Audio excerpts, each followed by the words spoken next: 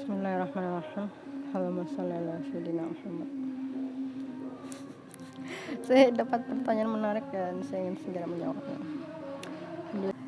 Jadi ini contohnya. Jadi kalau kamu membiarkan Zionis tanpa dilawan, kamu akan sampai kepada titik di mana hak hidup kamu itu bukan ada di diri kamu lagi, tapi di tangan Zionis dan pemerintah mereka gitu. Meskipun dan itu akan 100%, nggak bisa 100% sih, setidaknya 99% atau di atas 50% hidup seluruh manusia itu di tangan Zionis dan pemerintah, pemimpin munafik itu.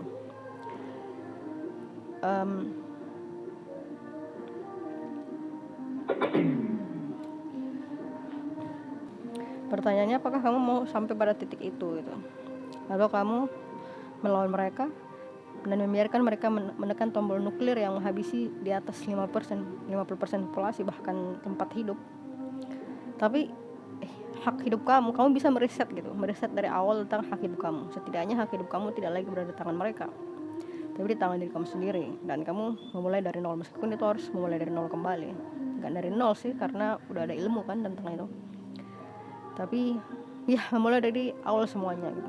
Atau kamu mau mendiamkan mereka dan kamu sampai pada titik hampir semua orang nyawanya akan di tangan mereka, bukan di tangan kamu lagi gitu. Bukan nyawa kamu pun nggak berada di tangan kamu gitu. Kan sekarang nyawa berada di tangan Allah gitu kan, dan diri kita sendiri gitu. Tapi kalau itu dicabut, maka hak hidup kita sendiri berada di tangan mereka. Mereka bebas membunuh siapapun, mengambil nyawa siapapun yang mereka mau, selama mereka mau gitu. Jadi ya pilih sendiri. Kalian mau kehidupan sebentar atau kalian mau plan C gitu. Sebenarnya ada plan C sebenarnya.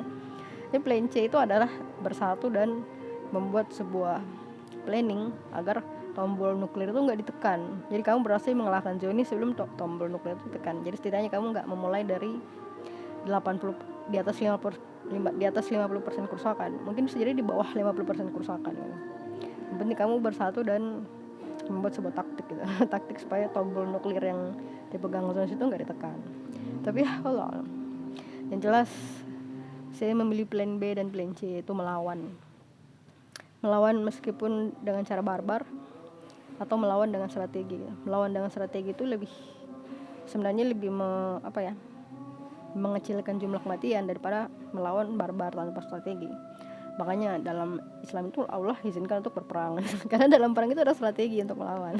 Justru kalau kamu pakai plan B, perang barbar gitu kan, itu justru lebih banyak yang mati karena nggak ada plan. Justru perang itu ada planning, ada strategi perang. Itu justru itu lebih mensedikitkan jumlah korban. Makanya Allah izinkan untuk berperang, untuk melindungi diri kamu sendiri. Pokoknya Al-Quran itu perfect. Al-Quran itu ya sudah kurang lebih Al-Quran itu sempurna kan. Pokoknya dia ciptaan Allah. Makanya saya bilang darah itu kan kamu nggak bisa ciptakan darah kan. Sama seperti Al-Quran, kamu gak bisa ciptakan Al-Quran. Jangankan Al-Quran, satu surah yang menyamai Al-Quran saja kamu gak akan bisa ciptakan. Sama seperti darah kamu. Makanya kita bilang ketika kamu gak mampu menciptakan darah kamu gak mampu, sama dengan kamu gak bisa menciptakan Al-Quran, maka kamu gak bisa membenarkan bahwa Al-Quran itu salah. Yang salah itu adalah pemahaman kamu bahwa itu salah. Wallahu a'lam. Semoga kita semua keluar dari kebodohan ini, karena ini kebodohan yang nyata yang kita lakukan atas diri kita sendiri, karena kamu membiarkan diri kamu dimanfaatkan untuk kejahatan melalui uang kertas, melalui riba, melalui pajak dan sejenisnya. Kita sendirilah yang memilih ini. Makanya kamu harus sadar dan kamu harus mulai memilih yang mana yang benar. Yang paling benar ya menegakkan Al-Quran. Gak ada hal yang paling benar daripada menegakkan Al-Quran, karena aturan yang Allah tetapkan adalah aturan terbaik yang harus dilakukan oleh manusia. Karena Allah yang paling tahu. Wallahu a'lam.